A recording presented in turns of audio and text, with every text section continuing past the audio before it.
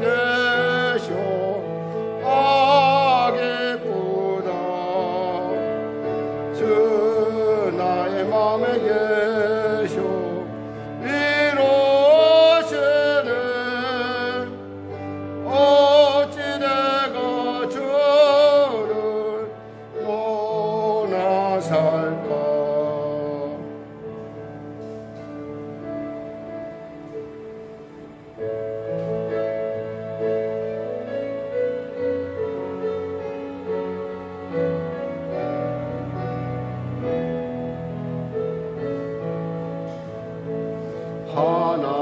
하나님의 사랑을 사모하는 자 하나님의 평안을 바라보는 자 너의 모든 것 창조하신 우리 주님이 너를 얼마나 사랑하시는지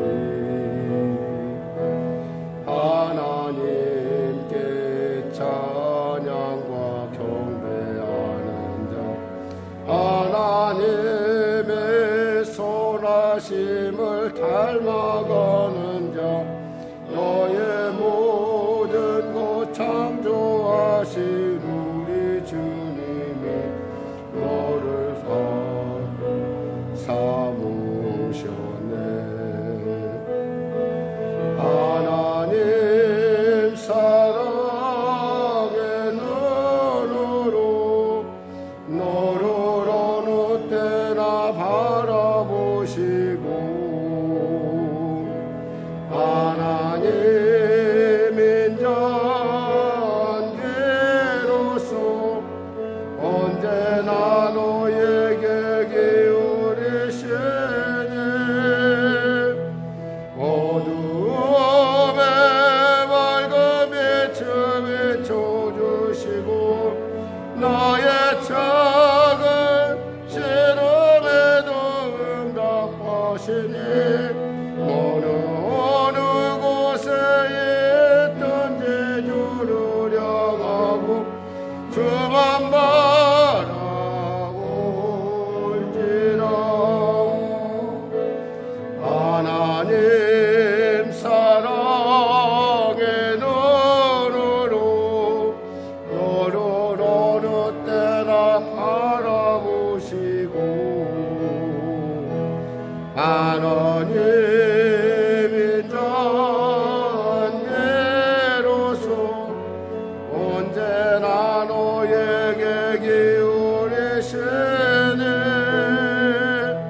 어두움에 밝은 빛을 비춰주시고 너의 작은 시름에도 응답하시니 너는 어느 곳에 있든지 주를 향하고 주만 바라볼지라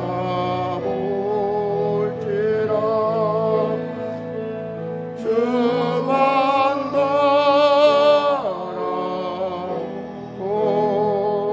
바라볼지라 하나님 감사합니다. 오늘도 하나님께서 복된 주의를 주시고 이 코로나과의 치열한 다툼 가운데 우리를 불러주시면 감사합니다. 사람이 영혼육으로 생겼기에 우리의 영혼에도 분명히 하나님의 그 생명의 양식이 필요하고 쉼이 필요합니다.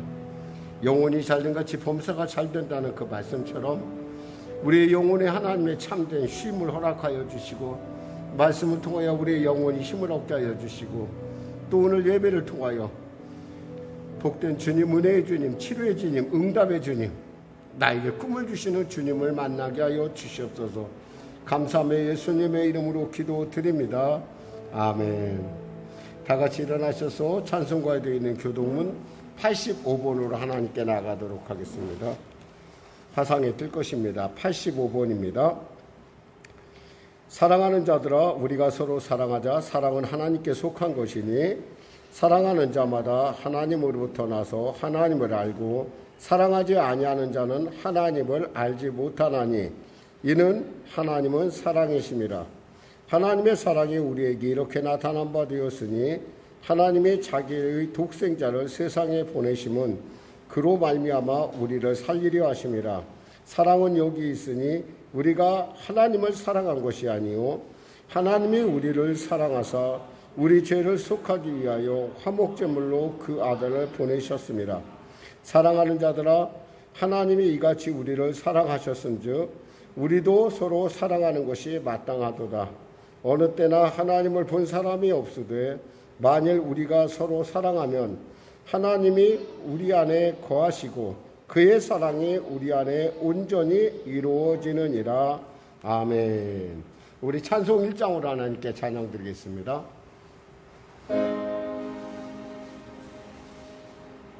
만복의 근원 하나님 온 백성 찬송 드리고 조천사여 찬송하세. 찬송 성부 성자 성령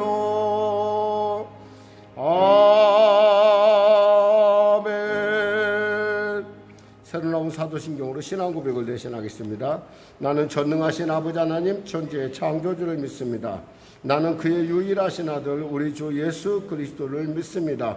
그는 성령으로 잉태되어 동정녀 마리아에게서 나시고 본디오 빌라도에게 고난을 받아 십자가에 못 박혀 죽으시고 장사된 지 사흘 만에 죽은 자 가운데서 다시 살아나셨으며 하늘에 오르시어 전능하신 아버지 하나님 우편에 앉아 계시다가 거기로부터 살아있는 자와 죽은 자를 심판하러 오십니다.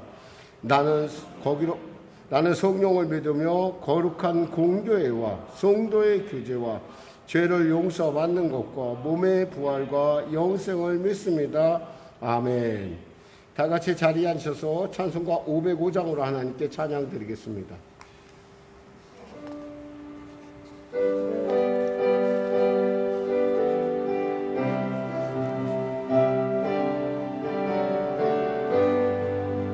온 세상 위하여 나 복음 전하리. 만 백성 모두 나와서 주 말씀 들으라. 죄 중에 빠져서 헤매는 자들아, 주님의 음성 듣고서 너 구원받으라. 전하고 기도해 매일 증인되리라. 세상 모든 사람 다 듣고 그 사랑 알도록 온 세상 위하여 이 복음 전하리. 저 죄인 되게 하고서 주 예수 믿으라. 이 세상 구하려 주 돌아가신 것 나 증거하지 않으면 그 사랑 모르리. 전하고 기도해 매일 증인되리라. 세상 모든 사람 다 듣고 그 사랑 알도록 온 세상 위하여 주의 임하니. 주 예수 이름 힘입어 이 복음 전하자. 먼 곳에 나가서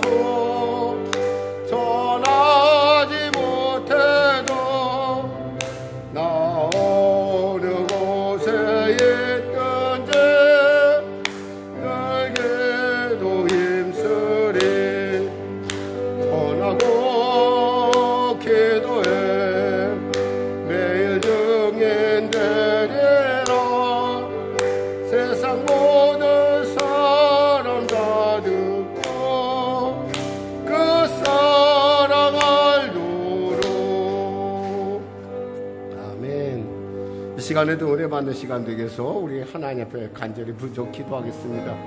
특별히 나라 민족을 위해서, 여러분의 자녀들을 위해서, 특별히 성령교회를 위해서, 그리고 이 코로나 속히 종식될 수 있도록 우리 한 목소리로 하나님께 기도하겠습니다. 주여, 주여, 주여. 하나님 아버지 감사합니다. 오늘도 하나님께서 귀하고 복된 주의를 주시고 오늘 말씀을 통하여 오늘도 하나님의 귀한 뜻을 밝히기 원합니다. 지혜와 계시형으로 우리에게 허락하여 주시고 사랑하는 성도들의 삶 가운데 가지고 온 문제들 주 앞에 내려놓을 때 응답받는 시간 되게 하시고 변화받는 시간 되게 하시고 쉼을 얻는 시간 되게 하시고 새 힘을 공급받는 시간 될 수 있도록 주여 축복하여 주시옵소서. 나라 민족을 불쌍히 여기시고 복음통일 평화통일케 하여 주시고 간절히 바라옵기는 이 코로나19 속히 종식되는 은혜를 더하시옵소서. 계속되는 우리 성도들 접종 가운데 있습니다. 항체가 순적하게 형성되게 하여 주시고 그 순적한 항체를 형성으로 말미암아 이 코로나 시대 가운데 능히 능동적으로 이겨나갈 수 있도록 주여 도와주시옵소서. 하나님 붙잡아 주시옵소서. 특별히 보건당국자들에게 지혜와 명철을 부어주시고 새 힘을 공급하여 주시고 그들이 피곤하고 지친 가운데 있습니다. 도와주시옵소서. 아울러 치료약을 개발하는 연구자들에게 지혜를 주셔서 치료약이 개발되게 하여 주셔서 이 코로나 역시 우리와 함께 가는 그러한 위드 코로나라고 하는 새로운 국면으로 나갈 수 있도록 도와주시옵소서. 치료약이 개발되지 아니하면 이 모든 것들이 헛구호에 불과합니다. 하나님, 헛구호를 통해서 사람들을 호도할 것이 아니라 정확하게 정직하게 투명함을 통해서 이 모든 일들을 공의롭게 그리고 정직하게 통제할 수 있는, 그리고 리더에 갈 수 있는 그런 리더에게 지혜와 명철이 임하게 하여 주시고 또 대통령을 비롯한 국정자들에게 남은 임기 가운데 정말 하나님 앞에 온전하며 또 백성들 앞에 떳떳한 그런 리더십으로 설 수 있도록 주여 축복하여 주시옵소서. 우리 성령에게 우리 가정들을 축복하시고 일터를 축복하시고 이제 코로나의 시간이 2년여 시간이 돼가고 있습니다. 정말 어찌할 수 없는 정말 이 긴급한 상황 가운데 우리 성도들의 삶을 지켜주시고 보호하여 주시옵소서. 육신 연약한 가운데 있는 자에게 치료의 광선을 그리고 문제가 있는 자의 해결을 나아가 새롭게 일을 시작하는 자에게 하나님 놀라운 새 하나님의 예비하심의 놀라운 역사가 나타나게 하여 주시옵소서. 반주로 영광 돌리며 찬양으로 영광 돌리며 귀한 우리 성도님과 우리 사랑하는 형제에게 주의 크신 은혜가 나타나게 하시고 방송실에도 주의 축복이 나타나게 하여 주시옵소서. 아울러 군에가 있는 우리 사랑하는 아들도 기억하여 주시고 아버지 오늘 이렇게 귀한 생일을 맞은 자들에게도 하나님의 놀라운 하나님의 위로하심과 하나님의 은혜가 임하게 하여 주시옵소서. 아버지 하나님 늘 사람 공동체를 축복하시고 붙잡으시고 아울러 귀한 목사님의 사역 가운데도 하나님의 기름 부음이 넘치게 하여 주시옵소서. 오늘도 귀한 복된 아침 주심을 감사하며 거룩하신 예수님의 이름으로 기도드립니다. 아멘. 사랑하는 자요, 사랑하는 자요, 내 영혼이 잘됨 같이 내가 범사에 잘되고 강건하기를 내가 간구하노라. 하나님 아버지, 영혼이 잘됨 같이 범사가 잘되며 강건한 은혜가 우리 가운데 있을 줄 믿습니다. 우리가 영혼의 잘됨에 우리의 영혼을 위하여 우리가 주 앞에 담대히 달려옵니다. 하나님 은혜를 주셔서 새 힘을 공급하셔서 우리의 영혼이 건강을 회복하게 하시고 새 힘을 얻게 하시고 이 코로나 시대 가운데 지혜롭고 하나님을 기쁘시게 하는 성령 충만함을 통하여 하나님의 사랑이 우리 안에 온전하게 나타나는 귀한 삶을 살게 하여 주시옵소서. 우리 자녀들을 지켜주시고 보호하시고 마음은 온유되 영상 가운데 예배드리는 우리 사랑하는 성도들의 가정과 삶 가운데도 하나님의 위로하심과 능력과 권능의 역사가 동일하게 역사하게 하여 주시옵소서. 예배를 돕는 손길을 축복하여 주시옵소서. 교회 학교에도 하나님의 놀라운 은혜가 임하게 하시고 우리 어린 자녀들에게 지혜와 총명의 역사, 지혜와 계시의 영이 임하는 놀라운 하나님의 살아계심의 증거의 시간 되게 하여 주시옵소서. 감사하며 예수님의 이름으로 기도드립니다. 아멘. 우리 서로 인사하겠습니다. 하나님은 살아계십니다. 아멘. 오늘 여러분 가운데 나누실 말씀은 요한일서 4장 7절에서 21절 말씀입니다. 저번 주에 이어서 계속 그 말씀을 갖고 나누죠.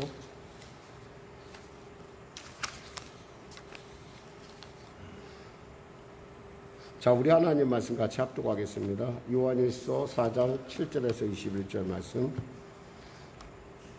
우리 같이 하나님 말씀과 합독하겠습니다. 사랑하는 자들아, 우리가 서로 사랑하자. 사랑은 하나님께 속한 것이니 사랑하는 자마다 하나님으로부터 나서 하나님을 알고 사랑하지 아니하는 자는 하나님을 알지 못하나니 이는 하나님은 사랑이심이라. 하나님의 사랑이 우리에게 이렇게 나타난 바 되었으니 하나님이 자기의 독생자를 세상에 보내심은 그로 말미암아 우리를 살리려 하심이라. 사랑은 여기 있으니 우리가 하나님을 사랑한 것이 아니요 하나님이 우리를 사랑하사 우리 죄를 속하기 위하여 화목제물로 그 아들을 보내셨습니다. 사랑한 자들아, 하나님이 이같이 우리를 사랑하셨은즉 우리도 서로 사랑하는 것이 마땅하도다. 어느 때나 하나님을 본 사람이 없으되 만일 우리가 서로 사랑하면 하나님이 우리 안에 거하시고 그의 사랑이 우리 안에 온전히 이루어지느니라.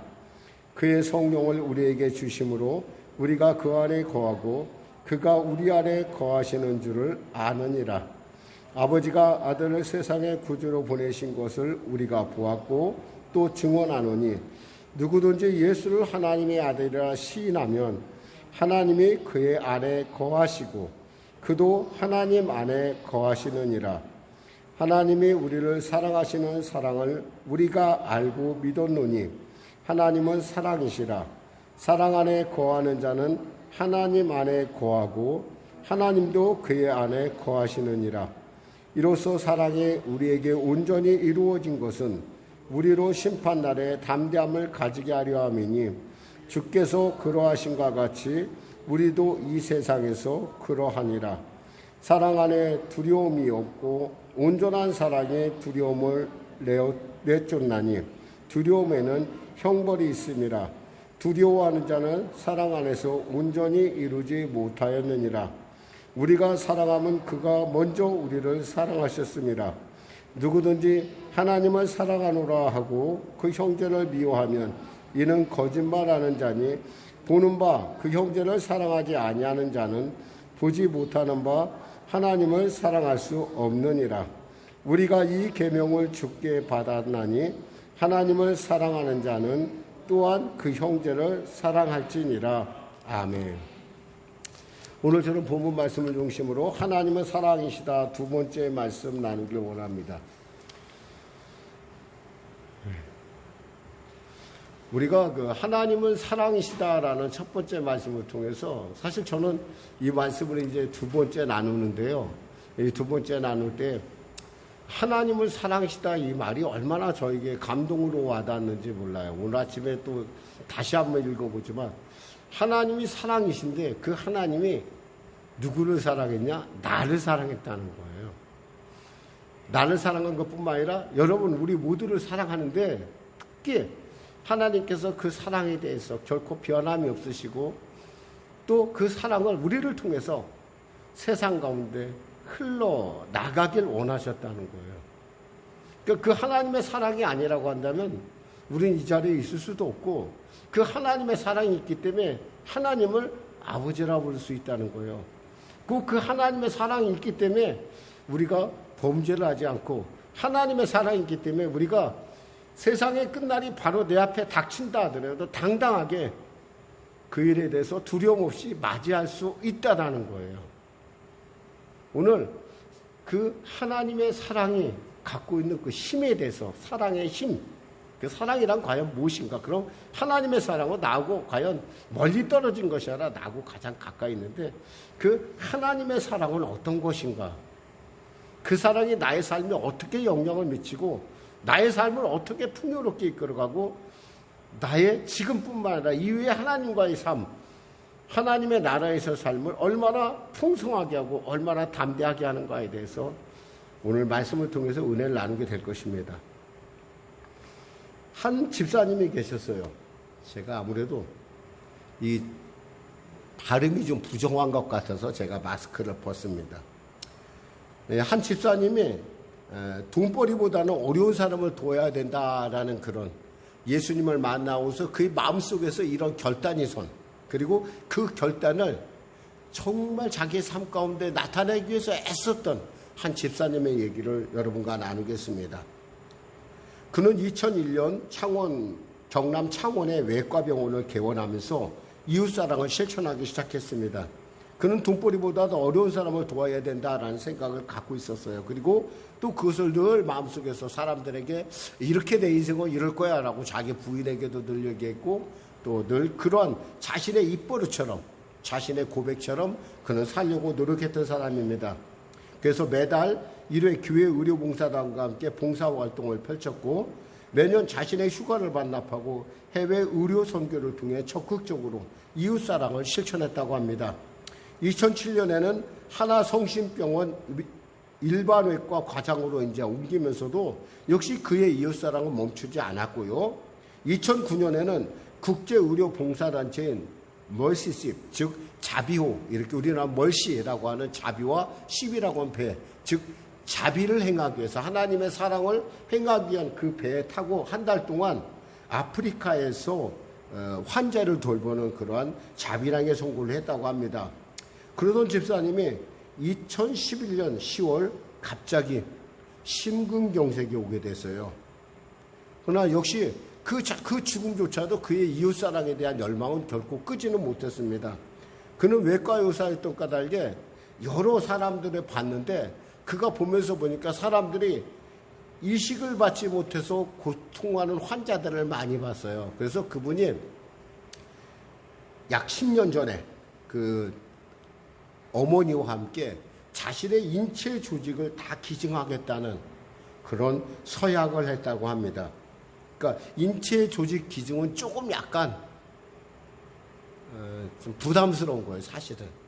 특히 이제 우리가 그냥 장기 기증을 하는데 인체 조직까지 기증한다는 것은 사실은 좀 이렇게 생각처럼 유족들, 특히 남아있는 사람들은 굉장히 충격으로 와닿을 수 있어요. 왜냐하면 이 인체 조직 기증이라는 건 피부와 뼈, 연골, 혈관, 이 모든 걸 다 기증하는 거예요. 그래서 이분이 그걸 기증을 하니까 어떻게 됐겠어요? 150명에 되는 환자가 그분으로 말미암아 새 생명을 얻고 치료함을 받는 놀라운 역사가 나타났습니다. 사실 그래도 저도 이런 현장을, 제가 이런 데를 한번 저도 봤지만은 참 유족들에겐 참 마음 아픈 일이에요. 왜냐하면 의사들이 이제 그 죽음은 필요한 부분들을, 조직을 다 떼가잖아요. 떼가고 나서 그걸 갖다 이렇게 좀 조처를 해주는 것이 아니라 그냥 내보내는 경우를 제가 봤어요. 참 어떻게 생각하면 좀 유족들로서는 받아들일 수 없는 부분이기도 하죠.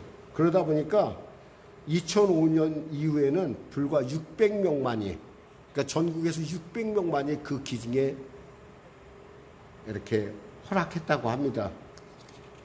사실 그는 의사로서 자기의 어떤 삶에 있어서 누릴 수 있는 것을 충분히 누릴 수 있었지만, 그것보다는 하나님의 사랑, 자기에게 주신 하나님의 사랑을 실천하는 일에 최선을 다했던 것이다. 제가 그 남아있는 부인의 얘기를 제가 봤어요. 사실은 좀 부인도 그랬더라고요. 쓰기를, 남편의 시신이 이렇게 그러니까 우리가 볼 때 마음이 아프잖아요. 멀쩡하게 돌아와도 되는데 어떤 자신의 뜻에 따라서 150명에 되는 사람들을 살리면서 어떤 그런 흔적들이 그의 몸에 있는 걸 보면서 좀 많이 마음이 아팠대요. 그런데도 불구하고 남편의 뜻을 알기 때문에 하나님께서 이 모든 일을 기뻐하시지 않겠는가라고 하는 그런 잔잔한 고백을 받습니다. 근데 과연 그 사랑이 어떻게 해서 그분은 왜 그런 어떻게 생각하면 그렇게 아픈 선택을 할 수 있었고 또 그 아픈 선택을 통해서 그 수많은 사람들에게 자신의 몸을 자신의 생명을 나눌 수가 있었을까? 오늘 본문에는 아주 중요한 단어가 있어요. 그게 뭐냐면 하나님은 사랑이시라는 거예요. 사실 저는 오늘 아침에도 이제 본문을 다시 한번 읽습니다. 늘 언제나 읽는데 물론 여러분이 볼 때는 제가 이렇게 가끔 목사님이 좀 성경을 좀 잘 이렇게 좀 틀리는 경우가 있다. 좀 여러분이 그렇게 보실 수가 있어요. 근데 제가 성경을 늘 읽는데도 가끔 가다 보면 제가 마음속에 울컥할 때가 있어요. 성경을 읽다 보면. 그래서 오늘도 사실 읽으면서 하나님은 사랑이시다는 이 말이 얼마나 제 마음속에 아침에 묵상하면서 얼마나 사무치던지 하나님 참 감사합니다. 어찌하여 저 같은 자를 사랑하시고 어찌하여 저 같은 자를 끝까지 포기하지 아니하시고 끝까지 저와 함께 하시고 저를 통해서 하나님의 사랑을 세상 가운데 나타내길 원하십니까? 라고 하는 그런 질문을 제가 아침에도 드렸어요. 그러면서 오늘 본문을 나누는 겁니다. 예수 그리스도의 그러하신 것 같이 여기서 중요한 우리 읽었던 17절부터 우리가 말씀을 나눌 텐데요. 17절에 보면 같이 한번 합독해 볼까요? 17절 말씀 같이 합독하겠습니다. 이로써 우리에게 온전한 이루어진 것은 우리로 심판날에 담대함을 가지게 하려 함이니 주께서 그러하심과 같이 우리도 이 세상에서 그러하니라 그랬어요. 하나님이 즉 하나님의 아들이 예수께서 이 땅에서 그러하셨던 것처럼 우리도 하나님의 사랑을 안다고 한다면 그 하나님의 사랑을 안 만큼 우리도 예수를 따라 흉내를 낼 수 있다는 거예요. 흉내낸다는 표현은 좀 약간 좀 여러분에게 와닿지 않을 수도 있는데 저는 예수님의 그 모든 삶을 우리가 다 따라할 수는 어떻게 있겠어요. 근데 그래도 흉내라도 되고 따라갈 수 있는 용기를 우리 성령께서 내 안에 계신 성령께서 주시기 때문에 그분처럼 하려고 우리가 노력한다는 거예요. 왜? 하나님이 날 사랑하셨으니까. 어떤 목사님의 고백처럼 나는 하나님한테 사랑받으려면 특별히 공부도 잘해야 되고 착해야 되고 뭔가 좀 괜찮아야 된다고 생각을 했다고 그래요. 여러분도 잘 아는 아주 원로 목사님, 우리로 말하면 지도급 목사님 중에 한 분인데 저는 제 개인적으로 그분을 꽤 존경하고 그러는데 그분이 이런 얘기를 했어요. 나는 정말 공부를 열심히 잘하고 또 물론 유기성 목사님도 똑같은 질문을 하더라고요. 그래야지 하나님이 날 사랑해 줄 줄 알았다는 거예요. 아마 여러분들 중에서도 이 자리에 그런 생각을 가지신 분이 있을 거예요. 내가 좀 착하게 살아야 되고 내가 좀 공부도 잘해야 되고 내가 뭔가 좀 남하고 달라야지만 하나님이 내 얘기를 잘 들어줄 것 같아요. 하나님이 나를 굉장히 많이 사랑해 줄 것 같아요. 그런데요, 그러한 생각을 했던 사람들이 한 가지 나타나는 것이 뭐냐면 나의 무력감이라는 거예요. 어떤 그 목회자의 자녀가 이런 얘기를 했어요. 굉장히 들어볼 만한 말이었어요. 저 자신도 저는 목회자의 자녀는 아니었는데 저도 그 말에 충분히 공감할 수 있었던 것은 제가 그런 성향을 갖고 있었어요. 뭐냐면 그 아이가 이런 얘기를 하더라고요. 그 TV에서 얘기하면서 자기는 뭔가 자기가 한 가지를 성취하면 자기는 그 성취할 자격이 없다고 생각을 했대요. 그래서 거기서 빨리 벗어나야 된다고 생각을 했대요. 다른 사람 같으면 그 성취를 하면 정말 너무너무 기쁘고 거기서 좀 머물면서 그것을 만끽해야 되는데 자기는 그래? 그런 거야? 하고 넘어갔다는 거예요. 사실 어떻게 생각하면 참 안타까운 일이에요. 그 얘기를 하면서 저는 우리 아이한테도 우리 큰아이, 특히 우리 큰아이한테, 우리 이제 여기 큰딸이 있지만은 큰아이한테는 우리는 좀 터무니없을 정도로 아이를 좀 우리가 잘 키우려고 노력을 해요. 근데 여기서 중요한 건 터무니없다라는 거예요. 아이들은 그렇게 크진 않는데 저도 그런 실수를 했어요.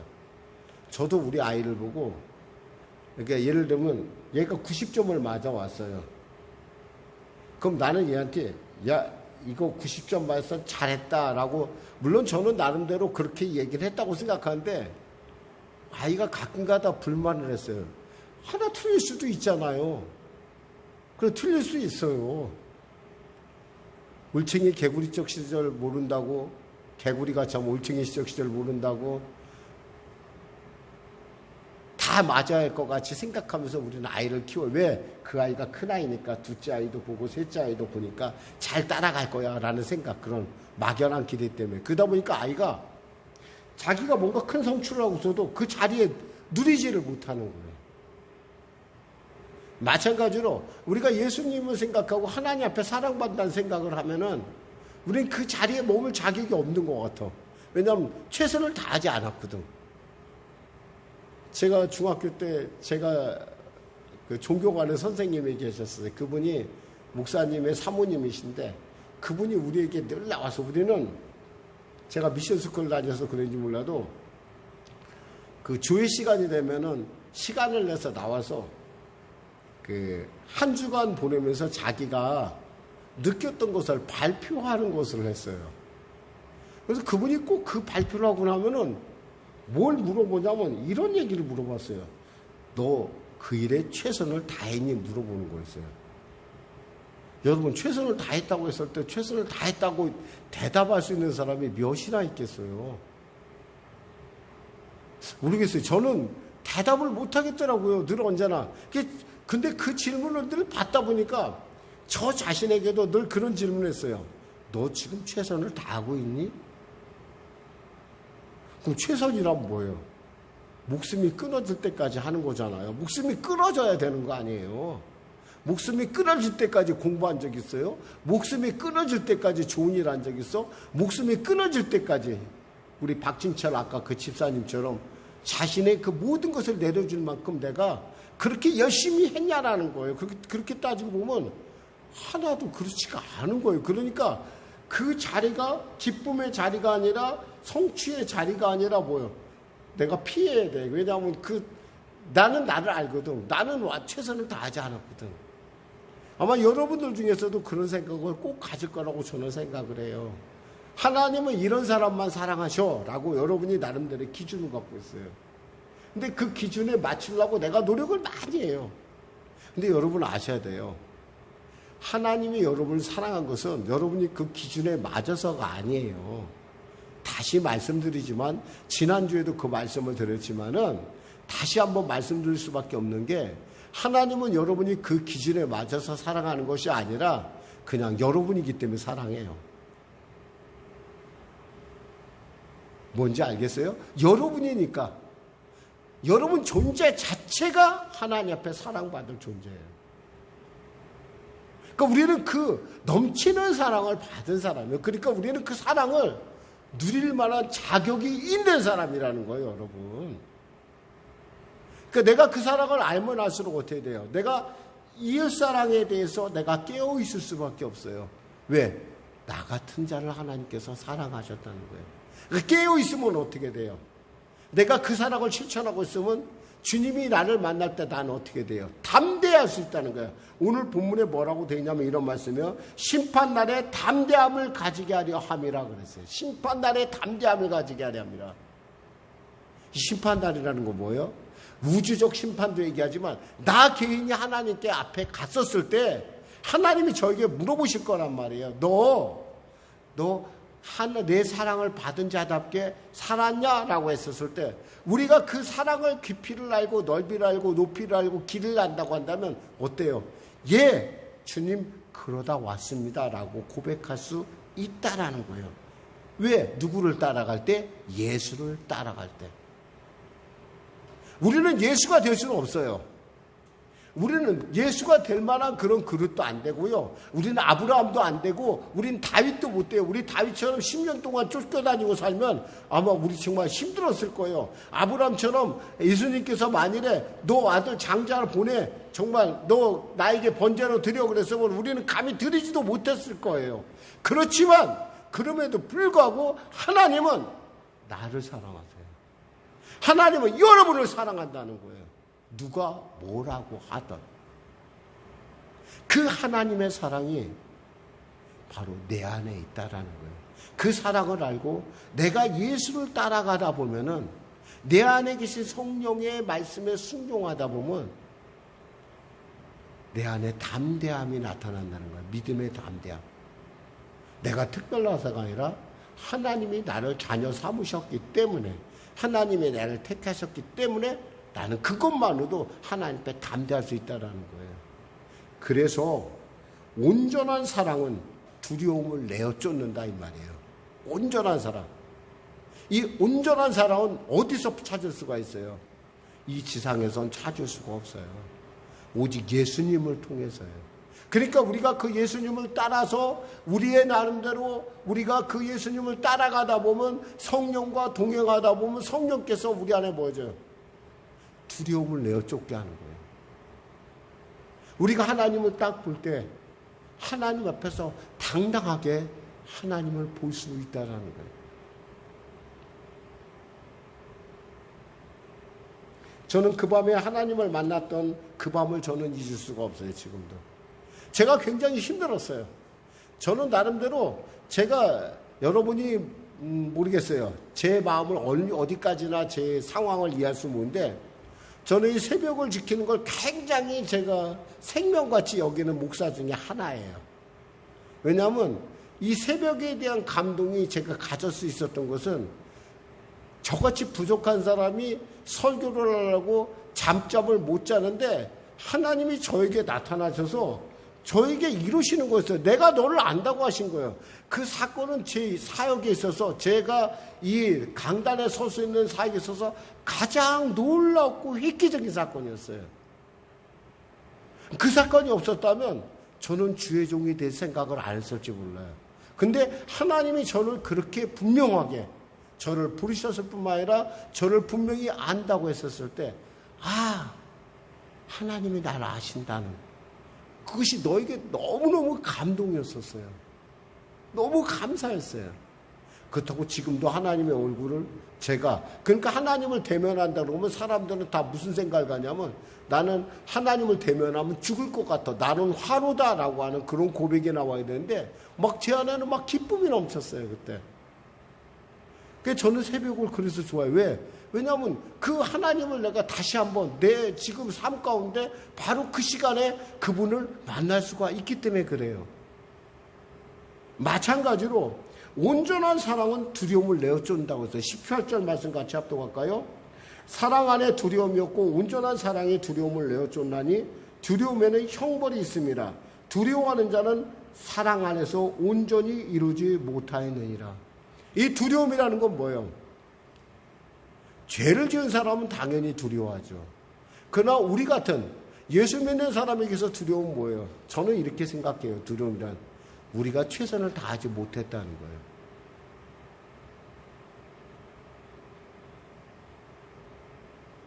가끔 저 자신에게 질문해봐요. 너 과연 그 일에 최선을 다했니? 근데 저는 언제나 그때 중학교 때 우리 선생님이 저에게 말씀하신 것처럼 너 최선을 다했니라고 말할 때 저는 지금도 최선을 다했습니다 라고 대답은 못해요. 그게 저의 솔직한 답이에요. 전 최선을 다하지 못했어요. 그런데도 불구하고 저는요, 하나님이 저를 받아주실 거라 믿어요. 하나님이 저를 기뻐해 줄 거라 믿어요. 왜냐하면 내가 사랑한 것이 아니라 하나님이 나를 사랑하셨기 때문에 그래요. 내 기준으로 하나님이 사랑하신 것이 아니라 하나님의 기준으로 나를 품어줬어요. 왜 사람들이 두려움을 갖게 될까요? 그 원인은요, 하나님을 떠났기 때문에 그래요. 과거에 우리가 하나님을 두려움 없이 살았을 때 우리는 벌거벗고 하나님을 만나도 전혀 그에 대한 수치나 그런 다른 것들을 알지 않았어요. 알 필요도 없었고 그랬는데 하나님께서 우리를 사랑하시고 하나님께서 우리를 아르시고 택하신 그 순간부터 하나님을 떠난 그 순간부터 우리 안에는 늘 뭐가 임했어요? 하나님에 대한 두려움이 임했어요. 죄에 대한 두려움. 그리고 내가 예수 믿는 사람으로서의 최선을 다하지 못했다는 두려움. 그 두려움들이 결국 하나님 앞에 섰을 때 우리로 하여금 하나님 앞에 당당함을 갖지 못하게 한다라는 거예요. 예일대학의 존 도널드 교수가 연구를 했어요. 사람을 조사했더니 사람에게는 7가지 두려움이 있대요.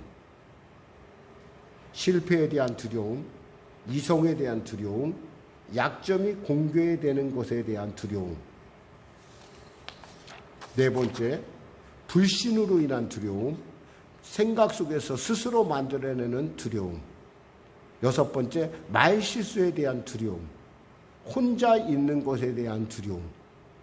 근데 사실 이 두려움을 딱 정확하게 한 가지로 딱 단춘다 이게 하나님과 함께 있지 못한 두려움이에요. 아담의 범죄일에 우리는 하나님과 떨어짐으로 말미암아 모든 사람에게 다 두려움이 임했어요. 이 두려움으로부터 자유할 수 있는 사람은 없다라는 거예요. 그러나 그 하나님의 사랑이 깨달아지잖아요. 알아지면 어떤 고백이 나오냐면 로마서 8장 38절에서 39절 말씀에 내가 확신하노니 사망이나 생명이나 천사들이나 권세자들이나 현재일이나 장래일이나 능력이나 높음이나 기쁨이나 다른 어떤 피조물이라도 우리 주 그리스도 예수 안에 있는 하나님의 사랑에서 끊을 수 없으리라. 아멘. 이거 굉장히 중요한 말이에요, 여러분. 하나님의 사랑이 내 안에 진정으로 내 안에 정말 하나님 어떤 사랑하는지 내가 깨닫잖아요. 그러면 세상에 어떤 일, 장래일이나 현재나 능력이나 높음이나 기쁨이나 다른 어떤 피조물이라도 우리 주 그리스도 예수 안에 있는 하나님의 사랑에서 끊을 수 없으리라. 이 사랑이 있으면 뭐예요? 당당해져요. 하나님이 날 그렇게 사랑했다는 거예요. 이 사랑을 안 사람들은요, 세상 가운데 있잖아요. 두려움이 없어요. 다니엘을 보세요. 다니엘이 하나님 앞에 기도하는 시간 때문에 사람들에게 미움받는 걸 알았어요. 그렇지만 그는 하나님과의 그 기도하는 시간을 포기하지 않았기 때문에 그는 사자굴에 떨어집니다. 왜요? 하나님을 사랑해요. 나를 사랑하신 하나님을 사랑하니까 내가 설사 사자굴에 가서 죽는 아이들은 난 상관이 없다라는 거예요. 다니엘의 세 친구 아시죠? 사드락과 메삭과 아벳느고. 그가 느부갓네살이 살기 등등한 가운데 내 신상에 절하지 않으면 바로 불태워 죽인다는 그런 아주 협박과 그 공간의 현장에서, 아니 실제 그 핍박의 현장에서 그들은 6배나 풀무불이 타오르는 그 풀무불을 향해 던져지는 그런 일들을 그는 감행합니다. 어떻게 해서? 하나님의 사랑을 알았기 때문에 그래요. 그러니까 나는 그 하나님을 사랑하지 않으면 안 되세요. 아브라함은 어떻습니까? 아까 말씀드렸죠. 100세에 아들 하나 겨우 얻었어요. 진짜 적자를 얻었는데 그 아들을 하나님께서 번제로 드리래요. 근데 하나님의 사랑을 아니까 어때요? 드릴 수 있는 거예요.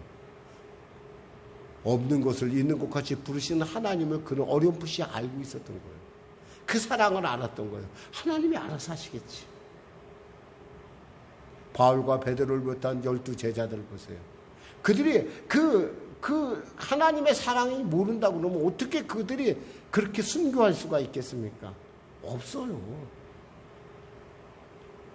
두려움이라는 건 바로 형벌을 내포하고 있기 때문에 그래요. 가장 큰 형벌은 뭐예요? 하나님의 사랑을 모르는 것이 가장 큰 형벌이에요, 사실은. 예수 믿으면서, 교회를 다니면서 정말 우리가 정말 하나님의 나를 이렇게 사랑하시는구나라는 걸 모르고 신앙생활하는 것처럼 안타까운 건 없어요.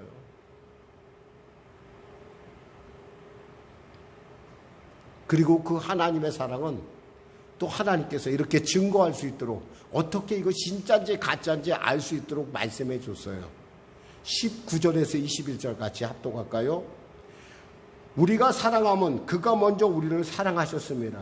누구든지 하나님을 사랑하노라 하고 그 형제를 미워하면 이는 거짓말하는 자니 보는 바 그 형제를 사랑하지 아니하는 자는 보지 못하는 바 하나님을 사랑할 수 없느니라. 우리가 이 계명을 주께 받았나니 하나님을 사랑하는 자는 또한 그 형제를 사랑할지니라 그랬어요. 이 하나님의 사랑이 그 안에 충만한 사람을 있잖아요. 형제를 사랑할 줄 알아야 돼요. 형제, 특히 여기서 얘기하는 것은 연인이나 뭐 이런 가족들을 얘기하는 그런 사랑. 물론 그 사랑 안에도 들어가죠. 그러나 여기서 얘기하는 그 사랑에는 그것을 넘어서서 특히 교회에 있는 가족들, 믿음의 형제들을 사랑할 줄 알아야 된다는 거예요.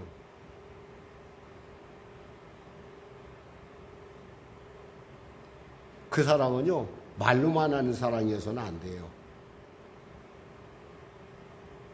행함과 진실함으로 사랑할 줄 알아야 돼요. 교회 식구들.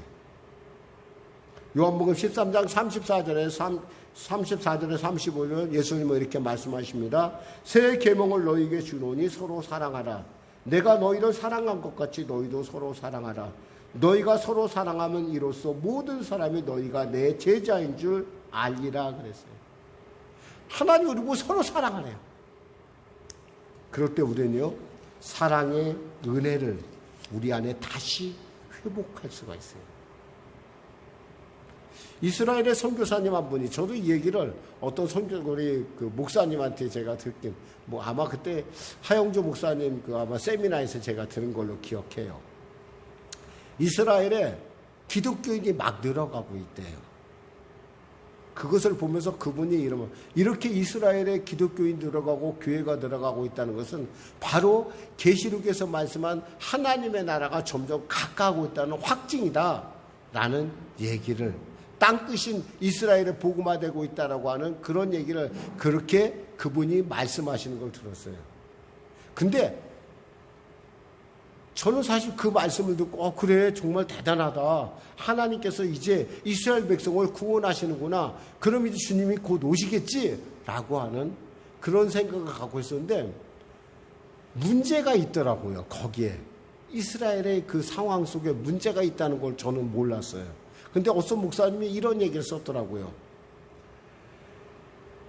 유대인 기독교인, 아랍인 기독인, 외국인 기독교인이 있는데 최근 유대인 기독교인들이 늘어나고 놀랍게 늘어나고 있다고 했습니다.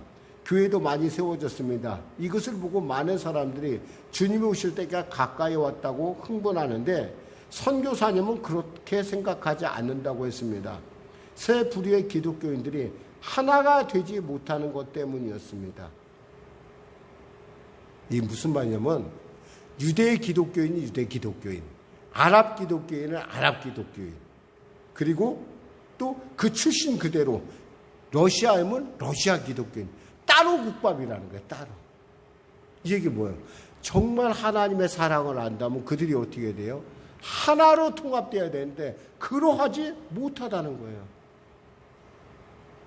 사랑의 부흥이, 사랑의 놀라운 연합의 역사가, 능력이 그들에게 나타나지 않고 있다는 거였어요.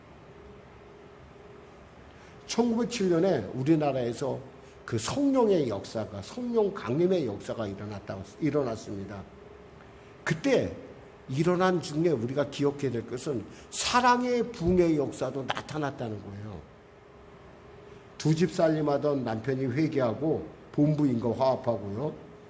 참 성실하다고 믿었던 하인들이 숨겨놓았던 죄를 회개했고 그 주인과 가족들은 그들을 용서했다고 합니다. 한 부인은 자신의 음행을 회개하기도 했다고 합니다. 오죽했으면 사회하던 선교사가 깜짝 놀랐대요. 아니, 남편도 저겠는데 이 부인이 내가 바람 피웠다고 하니까 얼마나 놀랐겠어요. 그랬는데 그 남편이 울면서 아내에게 다가가서 무릎을 꿇고 기도하더니 아내를 용서하더래요. 시어머니가 며느리에게 매정하게 한 것을 회개했고 며느리가 시어머니를 미워했고 원망했던 일들을 고백하면서 통곡했다고 합니다. 이런 일들이 일어나자 교회가 놀라운 부흥의 역사가 나타났어요. 자, 봐요. 성령의 역사가 나타난 것은 회개뿐만 아니라 거기서 뭐예요? 사랑의 부흥의 역사가 나타났다는 거예요. 이것이 참된 바로 사랑의 능력의 역사라는 거죠. 근데 우리는 이 정말 하나님 앞에 사랑을 받았으면 내가 이웃에 대해서 사랑해야 된다는 것이 얼마나 그것이 절박한 일인지 깨닫지 못한다는 거예요. 그냥 나만 사랑받으면 돼, 그걸로 끝나서는 안 된다는 거예요. 밥 먹는 것만큼이나 중요하게 하나님 저도 내 이웃을 사랑할 수 있게 해주세요 라고 하는 그런 기도가 있어야 된다는 거예요. 왜냐하면 하나님을 사랑이시니까.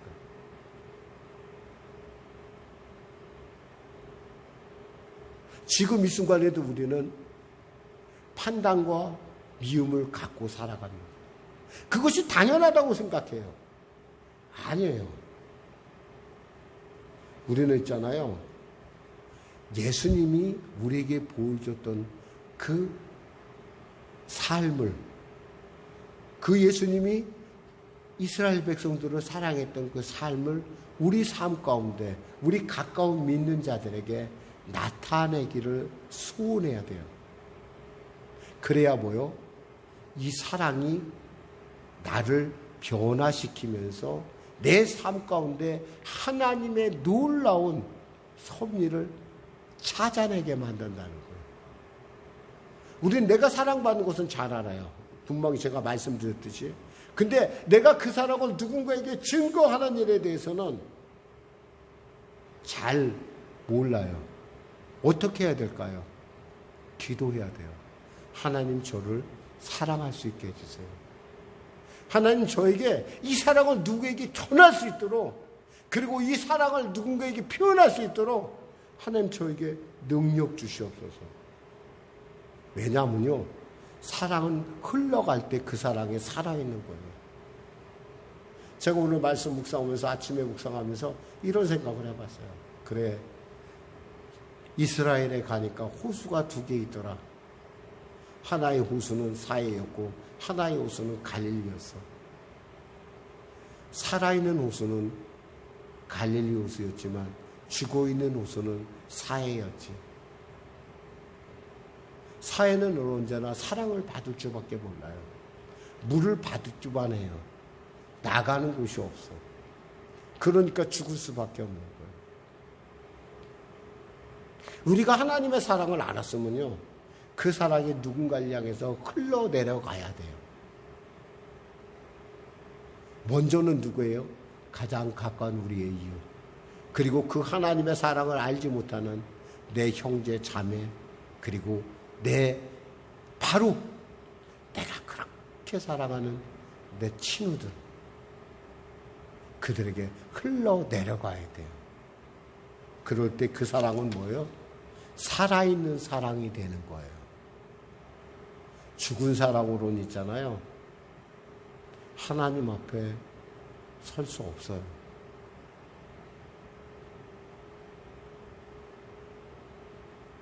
저는 여러분에게 이 질문을 드리고 싶어요. 그럼 목사님 어떻게 해야 될까요? 하나님 앞에 기도해야 됩니다.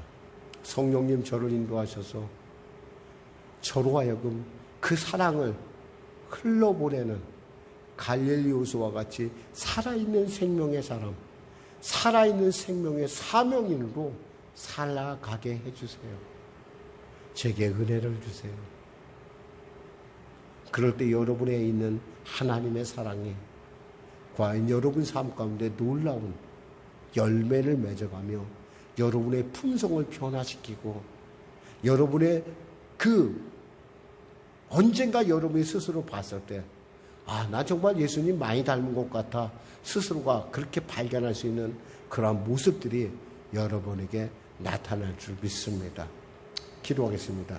하나님 아버지 감사합니다. 말씀을 전했습니다. 사랑 우리 성령에게 성도들, 정말 사랑을 우리 하나님께서 나를 사랑하신다는 그 사실을 알고 그 사랑을 내게 정말 나는 정말 살아있는 사랑의 사람인지 아닌지 오늘 이웃 사랑을 통해서 또 형제 사랑을 통해서 발견할 수 있는 것임을 알게 하심을 감사합니다. 사랑은 이 민족을 살릴 것이고, 사랑은 이 나라를 살릴 것이고, 이 사랑은 열방을 살릴 것이고 이 사랑은 하나님 앞에 두려움을 내쫓는 분명한 이유가 될 것입니다. 살아있는 것만이 누군 것을 살릴 수 있지 죽은 것으로는 아무것도 살릴 수 없습니다. 주님, 제 안에 임하신 하나님의 이 놀라운 사랑을 저도 전하는 자가 되게 하여 주시고 또 형제 사랑을 통해서 확인하는 자가 되게 하여 주시옵소서. 성령님 내 안에 역사하여 주시옵소서. 예수님의 이름으로 기도드립니다. 아멘. 우리 말씀 생각하며 우리 찬양하고 우리 기도하는 시간을 갖도록 하겠습니다. 찬양하라 내 영혼아.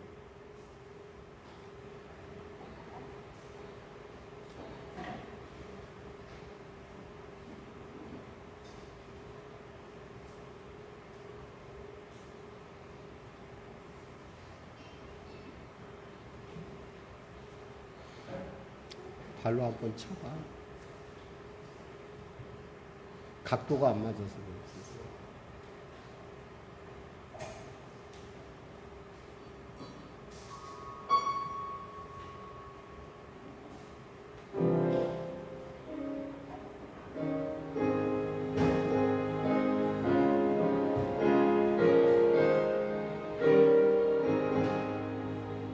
찬양하라 내 영혼아, 찬양하라 내 영혼아, 온 마음과 정성 다하여 주 찬양하라. 경배하라 경배하라 내 영혼아, 경배하라 경배하라 내 영혼아, 온 마음과 정성 다하여 온 마음과 정성 다 주 경배하라. 주 다 같이 일어나셔서 우리 찬양하라 내 영혼아, 찬양하라 내 영혼아, 찬양하라 내 영혼아, 찬양하라 내 영혼아, 온 맘과 정성 다하여 주 찬양하라. 경배하라 내 영혼아, 경배하라 내 영혼아, 경배하라 내 영혼아, 온 마음과 정성 다하여 주 경배. 이 시간에 우리 주님의 음성 부르고, 주님 그 사랑을 내가 먼저 알게 하시고 그 사랑으로 내가 이웃을 사랑하는, 내 가까운 자들의 그 사랑을 증거하는 살아있는 사랑의 사람의 사명이 되게 해달라고 우리 시간에 부르짖어 기도하겠습니다. 주여 주여 주여. 하나님 성령님 지혜와 계시의 영이시여 우리 안에 깨닫게 하시고, 그 하나님의 사랑, 하나님의 사랑이시라는 것이 얼마나 내게 얼마나 복되고 얼마나 놀랍고 얼마나 아름다운지 알게 하여 주시옵소서. 그 아름다운 사랑, 나를 향한 그 하나님의 그 깊고 놀라운 사랑 내가 깨닫게 하여 주시옵소서. 그 사랑을 내가 내 가족, 내 이웃, 내 교우들에게 전하는 자가 되게 하시고, 아직도 그 사랑을 모르고 이 땅 가운데 살아가는, 이 땅 가운데 절망하며 이 땅 가운데 두려워하는 내 이웃들에게 그 사랑을 증거하는 사랑의, 살아있는 사랑의 사명인으로 거듭나게 하여 주시옵소서. 하나님 도와주소서. 하나님 역사하여 주소서. 하나님 머리로만 아는 것이 아니라 내 가슴으로 알게 하소서. 내가 바로 그 갈릴리 호수가 되게 하여 주시옵소서. 사랑만 받을 줄만 알고 흘려보낼 줄 모르는 사회가 되지 않게 하여 주시옵소서. 그리하여 내 사랑이 흘러서 하나님 앞에 설 때 착하고 충성된 자라, 착하고 충성된 자라 칭찬받는 내가 되게 하여 주시옵소서. 비록 부족해도, 비록 최선을 다하지 못했어도 너는 내가 사랑하는 자라 부르시는, 내가 너를 택하였다고 부르시는, 내가 너를 부름에 결코 후회하지 않는다고 하시는 그 하나님의 사랑을 내가 전하는 자가 되게 하여 주시옵소서. 하나님 붙잡아 주소서. 하나님 역사하여 주소서. 할렐루야, 할렐루야, 할렐루야, 할렐루야, 할렐루야, 할렐루야. 하나님의 사랑이시라는 것이 얼마나 놀라운지 뼈에 사무치게 감사하며, 뼈에 사무치게 내 심령에 진동이 옵니다. 주님, 이 귀한 우리 하나님의 사랑을 우리가 품은 자답게 아버지 하나님의 사랑의 증인으로서, 산 사랑의 증인으로서 살아가게 하여 주시옵소서. 성령님 역사하시옵소서. 성령께 순종할 수 있는 힘도 주시고 능력 주시고 은혜 베풀어 주셔서 사랑으로 이 민족을, 사랑으로 열방을, 사랑으로 이 교회를, 사랑으로 이 가정을, 사랑으로 내 공동체를 살리는 우리 모두가 되게 하여 주시옵소서. 감사하며 예수님의 이름으로 기도드립니다. 아멘. 아프신 분들은 아픈 대로 손으시고, 문제를 가지고 오신 분 가슴에 손으시기 바랍니다. 말씀하시길 내가 채찍에 맞음으로 나음을 얻어나니 나사렛 예수 이름으로 이 더럽고 척한 질병의 원수마귀야 각자의 몸에서 물러갈 자다, 물러갈 자다, 물러갈 자다, 물러갈 자다. 수고하고 무거운 짐을 주 앞에 지고 달려나왔습니다. 주님, 방법이 없습니다. 방법이 없으니 주님만이 방법임을 감사합니다. 열어주소서. 에바다여 주시옵소서. 열어주소서. 에바다할 자다, 형통케 될 자다, 사랑할 자다, 용서할 자다. 내 사랑이, 내 안에 있는 사랑이 산 사랑 되게 하여 주옵소서. 무늬만 사랑이 아니라 진짜 살아있는 사랑, 살아있는 사랑이 되게 하여 주시옵소서. 그래야 하나님 앞에 설 때 담대하게 하여 주시옵소서. 오 주여 도와주시옵소서. 주여, 주여, 주여 역사하여 주시옵소서. 감사하며 예수님의 이름으로 축복하며 기도드리옵나이다. 아멘. 좋으신 하나님, 좋으신 하나님,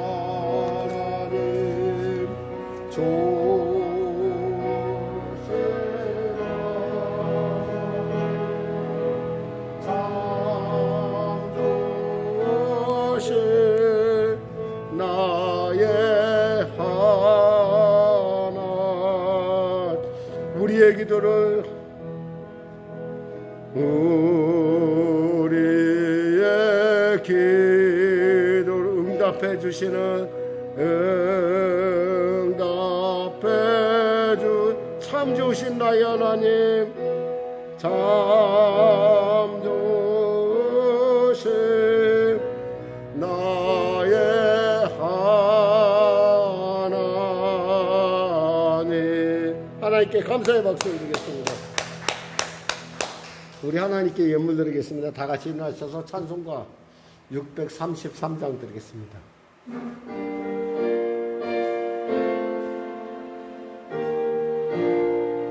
나의 하나님 받으소서.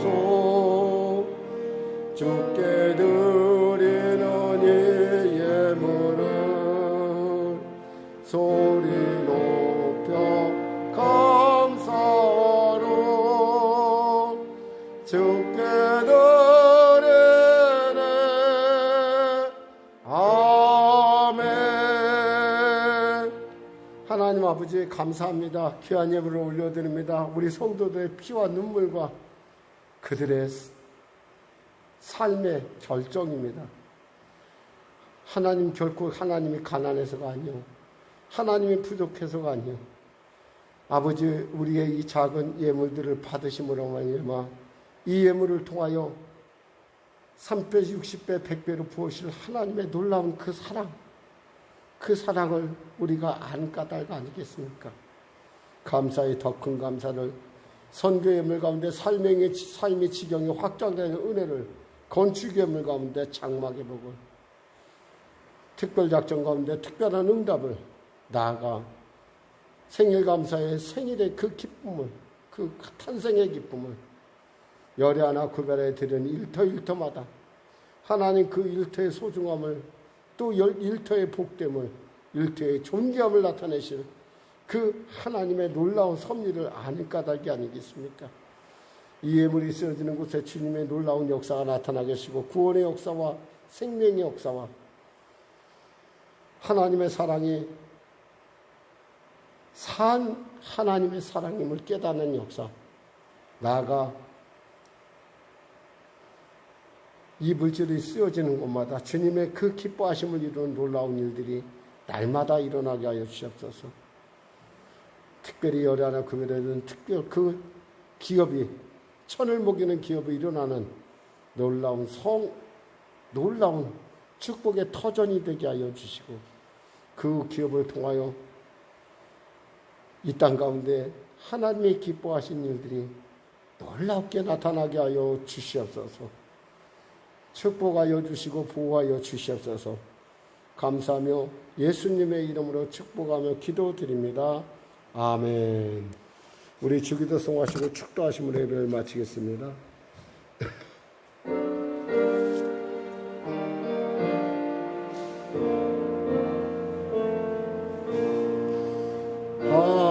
하늘에 계신 아버지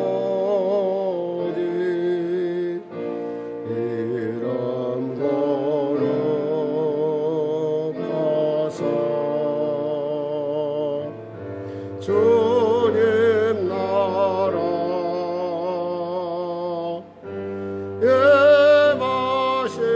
예마시고 뜻이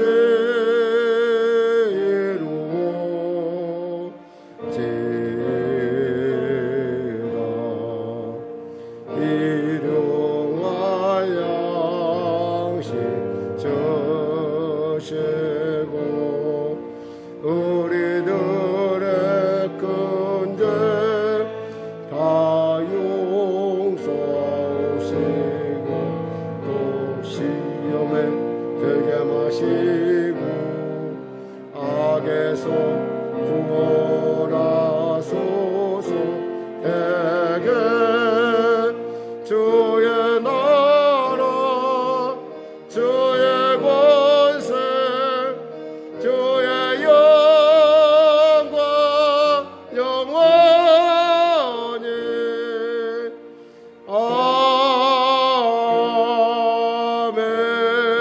아멘. 지금은 우리 주 예수 그리스도의 은혜와 살아계신 아버지 하나님의 극진하신 사랑과 성령의 내주교통 운행의 역사 충만 풍성케 하시며 산 사랑의 증인으로서 살아가길 원하고 그 사랑의 생명을 그 사랑의 왕성함을 그 사랑의 능력을 나타내길 원하는 우리 송영교회 성도들의 삶 가운데 예배를 참여한 모든 자들의 삶 가운데 그 놀라운 능력의 권능의 기름 부음이